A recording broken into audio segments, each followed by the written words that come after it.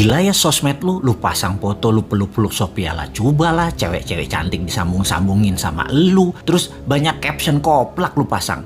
Kalau di sosmed gue ada begituan, 2 hari bini gue interogasi gue, besoknya anak gue, besoknya kakak gue. Nggak selesai dah pertanyaan mereka yang gue harus jawab. Ini adalah komentar sahabat saya yang namanya pernah ada dalam list 20 calon wapres atau presiden Indonesia. Dia pun bertanya, bini lu nggak marah tuh? Yang saya jawab, dia juga banyak dapat kiriman dari temen-temennya. Setiap foto-foto koplak begitu yang dikomentari, si Kang Mas mah memang koplak, memang sontoloyo, dia memang begitu. Hidupnya memang bermain banget, having fun, seru-seruan. Ya memang begitu aslinya. Bukti lain, adiknya komen. Ini istri saya ngomong ya. Bukti lain, adiknya komen. Yang sama juga, teman-teman dekatnya komen. Ya sama juga ketika ditanya kayak gitu. Jawabannya seragam. Ini orang emang sontoloyo banget, itu aja. Lalu dia meneruskan, kalau kandidat presiden 2024 masang seperti lo di sosmednya, pasti dihujat followernya dan dibanting pintu di rumah, tidur di luar, diusir bininya. Lu malah buat meme-memean sekeluarga dan temen-temen deket lu, malah ketawa-ketawa seru. Aneh bener ya. Ini komentar yang dia lanjutkan. Berarti lu di rumah berdaulat. Kalau orang berdaulat di rumah baru pantas memimpin yang sesungguhnya di istana itu. Anjrit, gimana sih lu? Gua nggak bakal dah, nggak dah.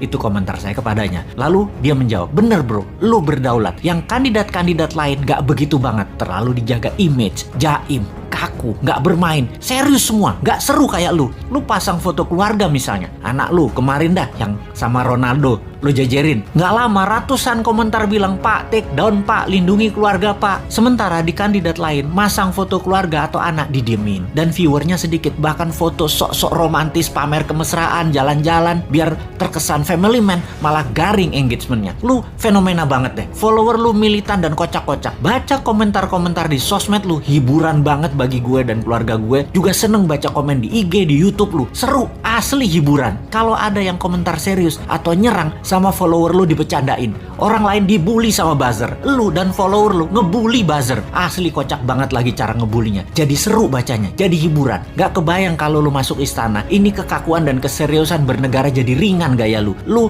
kayak zamannya Ronald Reagan dan Obama kalau gue lihat. Ini seger banget buat pembeda. Karena selama 3 presiden terakhir belum nemu gaya baru. Semua serius gayanya. Bahkan kandidat yang ada semuanya bergaya sama dengan 3 presiden terakhir. Gak ada bedanya, gayanya mirip-mirip. Bagaimana? Lu serius mau nyalon? Saya jawab, enggak. Gue mau siapapun yang jadi, bawa konsep MMT bernegara. Indonesia tidak tergantung Tiongkok dan Amerika. Amerika dan Tiongkok itu hanya minoritas di dalam membangun bangsa dan negara Indonesia. Konsep ini harus diketahui oleh 200 juta warga Indonesia yang usianya saat ini di atas 14 tahun. Agar 3 tahun lagi masuk bawah sadar mereka. Abis itu, kalau konsep ini dijalankan, gue balik kampung lagi, macul di sawah, sama ngewirit pakai tasbih emas. Belagu banget nih petani dah.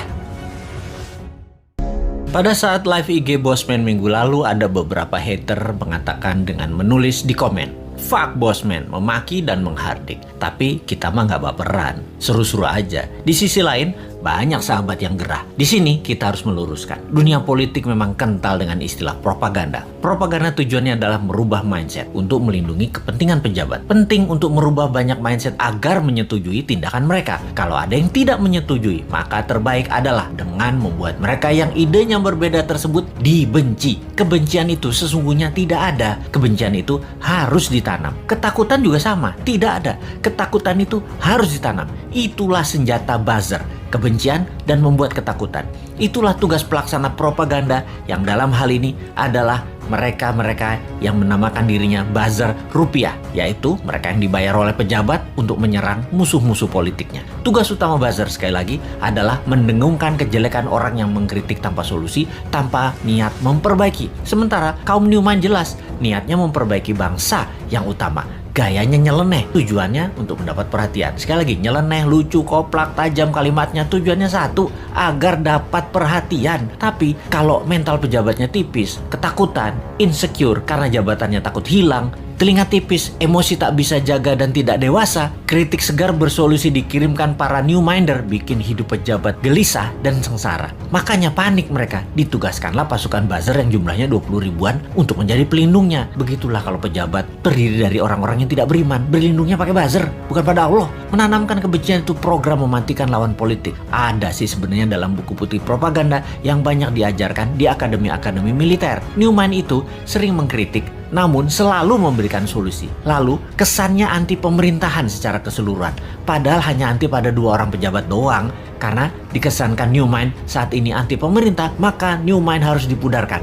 Siapa yang melakukannya? Yang melakukannya adalah penggemar pejabat penguasa saat ini yang kebanyakan berciri-ciri, yaitu minoritas orang tajir beragama minoritas. Nah, kalimatnya ya, maaf kurang ajar ya, tapi saya nggak mau basa-basi. Atau yang mayoritas latar belakangnya namun terkena propaganda yang akhirnya tidak menyukai sisi seberang yang di-framing jualan agama ke Arab-Araban plus dibungkus budaya Arab. Maaf, sekali lagi kalimat Bosman ini kali ini vulgar. Daripada basa-basi, mendem-mendem, mau realitanya gitu. Jadi begitu berhasil menggiring opini yang menganggap Bosman anti pemerintah, maka otak bawah sadar banyak orang digiring lagi oleh buzzer. Digeneralisir, Bosman itu oposisi, pendukung kadrun, dan pendukung partai kalah perang, Demokrat dan PKS. Cara kerja buzzer menggiring opini masyarakat memang begitu dan berhasil hingga saat ini membelah bangsa Indonesia menjadi 2. Sangat berhasil.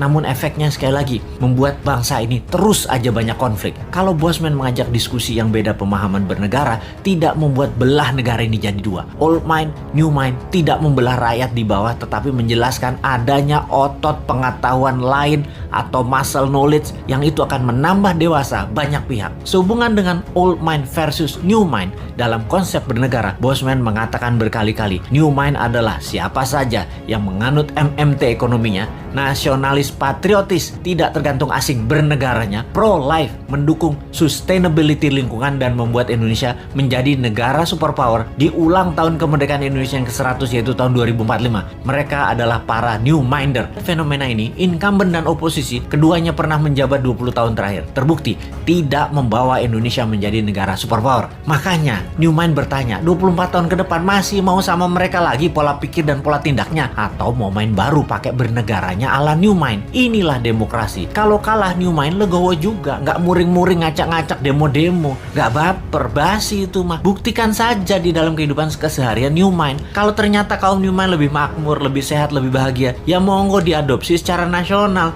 Kita mah asik-asik aja. Jadi, misi bersama jangka pendek kaum new mind adalah mempromosikan konsep ini ke 250 juta saudara sebangsa dan setanah air.